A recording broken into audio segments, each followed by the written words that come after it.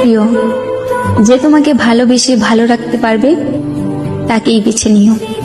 না না, আমি রাগ অভিমান এইসব থেকে বলছি না। আমি বুঝতে পারছি তুমি আমার সাথে ভালো নেই, তাই তোমার ইচ্ছেগুলো পূরণ করতে পারি না।